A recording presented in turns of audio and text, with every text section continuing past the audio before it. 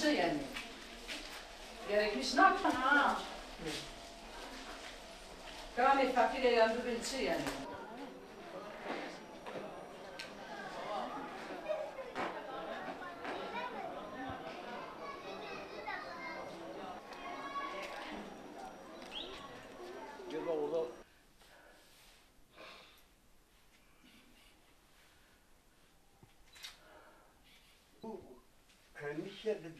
Kendime yaptım. Çatışmalardan sonra mahallede yapılan bu tahribattan dolayı hiçbir demokratik kitle örgütü, Diyarbakır Büyükşehir Belediyesi, doktorlar, avukatlar, evet, Ankara Barosu'ndan buraya avukatlar geldi. Burada halkın sorunlarıyla ilgilendi. Diyarbakır Barosu'ndan, Diyarbakır'dan hiçbir hukukçu buraya gelip kimsenin sorunlarıyla ilgilenmedi. Şimdi vatandaş işte burada avukat tutma, hak arama gibi bir gücü yok. Kimsenin de gelip bu problemle ilgilendiği de yok. İşte camlarımız kırık, duvarlarımız tamamen suları tahrip edilmiş, evlerimiz tahrip edilmiş. Bu vaziyette hiçbir yetkili bugüne kadar gelip burada bu mağduriyeti önlemek için, önleme amacıyla kimse buraya gelmedi. Mağduruz. Bu halkın mağduriyetini gidersinler. Vatandaşlar yavaş yavaş buradan göç ediyor. Zaten vatandaş burada yoksul, geçim derdinde olan insanlar. Bir de buna göçü eklerseniz o mağduriyet 2-3'e katlanmış oluyor. Biz burada yetkililere sesleniyoruz. Özellikle valiliğe, Diyarbakır Büyükşehir Belediyesi'ne sesleniyoruz. Gelsinler bu mağduriyetleri gidersinler. Yani böyle bu 15 günde 15-20 gündür Diyarbakır Büyükşehir Belediyesi camları değiştireceğini söylüyor. Halen camlar değiştirilmedi. Aynen olduğu gibi duruyor. Onun dışındaki mağduriyetler de duruyor. Gelsinler burada vatandaşla ilgilensinler, vatandaşla otursunlar, dertleşsinler, bu sorunları yerinde incelesinler. Halkın sorunlarını, taleplerini dinlesinler. Halkla ilgilensinler, halkla iç şey yaşasınlar, gelsinler. Yani böyle dışarıda ahkam kesmek, şov yapmak falan artık çağımızda şey oldu yani. Gelsinler burada halk ne istiyor? Bu halkın sorunu nedir? Günlerce burada sokağa çıkma yasağı yaşandı, burada çatışmalar yaşandı, insanlar mağdur oldu. Bu mağduriyetler giderilsin istiyoruz. Bir an önce giderilsin istiyoruz. Talebimiz budur yani.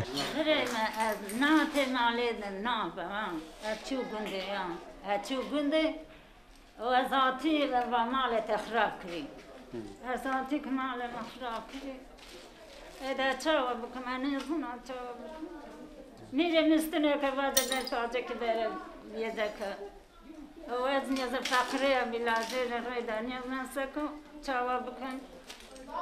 Ha. Yani o zaman son sonra.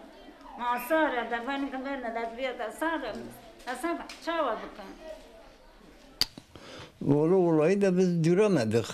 Böyle bir gece gündüz yatamıyordu. Biz odayı terk etmiş.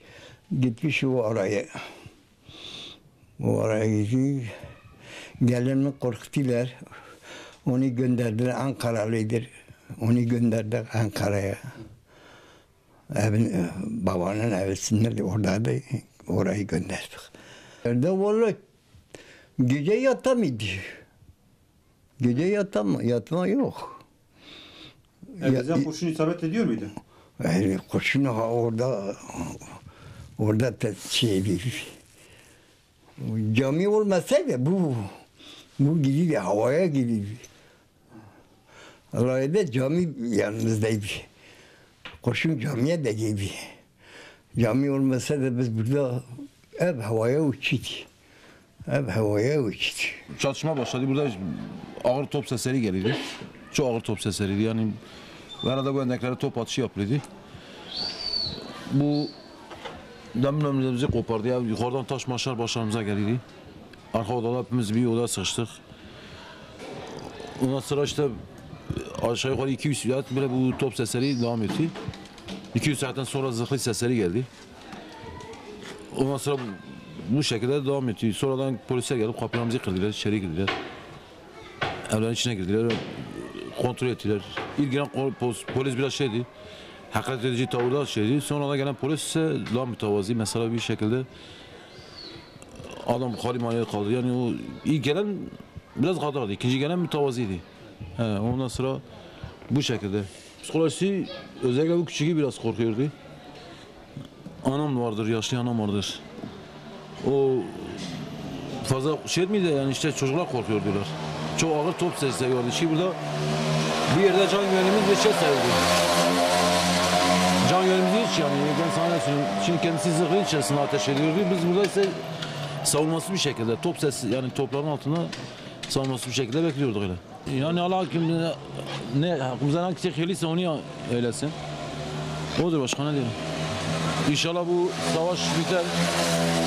İnşallah bu savaşa kim sebep olmuşsa, kim bu savaşa sebep olmuşsa Allah onun kapısına getirir bu savaşı.